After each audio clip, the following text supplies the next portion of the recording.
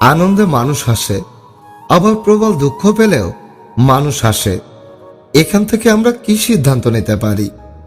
আনন্দ এবং দুঃখ আলাদা কিছু না।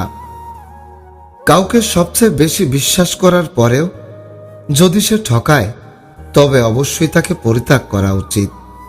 পৃথিবীর অনেক কিছুই ভাঙার পরে জোড়া লাগানো সম্ভব, কিন্তু একজন বিশ্বাস ভঙ্গকারীকে পুনরায় বিশ্বাস করা অসম্ভব।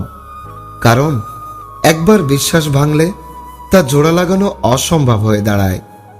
মানবতা বোধ থেকে যারা ঠকবাজকে ক্ষমা করেছেন, তাদের বেশিরভাগ মানুষকেই পরবর্তীতে ভুগতে হয়েছে। বিশ্বাস ভঙ্গকারী মানুষ কখনোই ভালো হয় না। তাদের মন মানসিকতাতেই থাকে ঠকানোর চিন্তা। কখনোই তাদের মনে অনুশোচনা বোধ জাগ্রত হয় না। তাই বিশ্বাস ভঙ্গকারীর সাথে সম্পর্ক শেষ করাটাই শ্রেয়। আমরা খ্যাতিমান হতে চাই, কিন্তু খ্যাতির জন্য নীরব সাধনা ও প্রয়োজনীয় কষ্ট স্বীকার করি না। ফলে সাধনাও হয় না, খ্যাতির শীর্ষেও পৌঁছাতে পারি না। দ্বিতীয় বিশ্বযুদ্ধের সময় এক যুদ্ধবিমান সাহারা মরুভূমিতে ভেঙে পড়ে।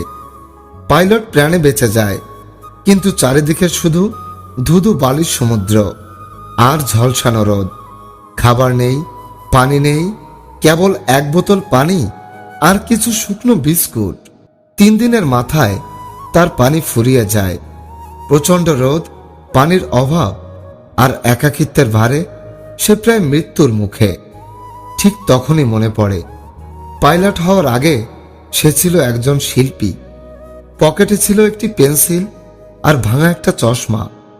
মরুভূমির বালুর উপর সে আঁকাতে শুরু করে। তার পরিবার, শহর, রাস্তা আর টলমলে পানি।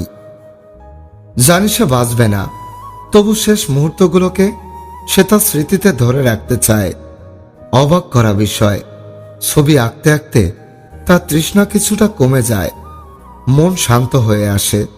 সে ভাবল, আমি এখনো বেঁচে আছি, স্বপ্ন দেখতে পারি, মানে এখনো হার মানিনি। 8ম দিনে এক ফরাসি উদ্ধারকারী দল তাকে খুঁজে পায়। তারা দেখে কঙ্কালসার দেহ, ফেটে যাওয়া ঠোঁট, ক্লান্ত চোখ। কিন্তু সেই পাইলট তখনও বালিতে ছবি আঁকছে, যেন কোনো মন্ত্রমুগ্ধ শিল্পী। উদ্ধারের পর পাইলট বলেছিল, আমি টিকে ছিলাম কারণ আমি বিশ্বাস হারাইনি। আমার ভাঙা চশমা আর এক টুকরো পেন্সিলও আমাকে মরুভূমিতে বাঁচিয়ে রেখেছিল। আজকের গল্পের শিক্ষা, জীবন অনেক কিছু কেড়ে নিতে পারে, কিন্তু আপনার বিশ্বাস কেড়ে নিতে পারে না।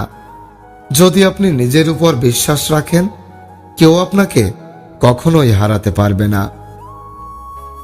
হতাশ হয়ে কি লাভ? আপনি যে বছর শেষে সুস্থ আছেন, এটাই তো সৃষ্টিকর্তার সবচেয়ে বড় কৃপা। তুমি যদি কাউকে ভালোবাসো, তবে তাকে ছেড়ে দাও। যদি সে তোমার কাছে ফিরে আসে, তবে সে তোমারই ছিল। আর যদি ফিরে না আসে, তবে সে কখনোই তোমার ছিল না। আর এটাই হলো বাস্তব। অনুভূতির ওপর চাইলেই লাগাম টানা যায় না। তাই তো মানুষ সব বুঝেও ভালো থাকতে পারে না। সম্মান জিনিসটা অনেকটা আয়নার মতো। আপনি যতটুকু দিবেন, ততটুকুই পাবেন। কখনোই নিজেকে কারো কাছে এতটাও ছোট করে দিও না যে তার কাছে তোমার গুরুত্বটাই কমে যায়। কাজ এমনভাবে করো যেন তুমি মারা যাওয়ার পরেও লোকের মনে এবং মুখে তুমি জীবিত থাকো বছরের পর বছর। বেশি যারা ভাবে, তারা জীবনকে উপভোগ করতে পারে না। চাইলে কষ্টকে আড়াল করা যায়, অশ্রুকে লুকিয়ে ফেলা যায়, দূরে সরে নিজেকে সান্ত্বনা দেওয়া যায়, কিন্তু কাউকে একবার মনে জায়গা দিলে কখনো মুছে ফেলা যায় না। মেয়েদের কোথায় মুখ লাগালে তারা সহবাসের জন্য একদম পাগল হয়ে যায় জানেন? কোনো মেয়ে আপনার জন্য দুর্বল, কিন্তু সে কোনোভাবেই আপনাকে সবকিছু দিতে চাইছে না।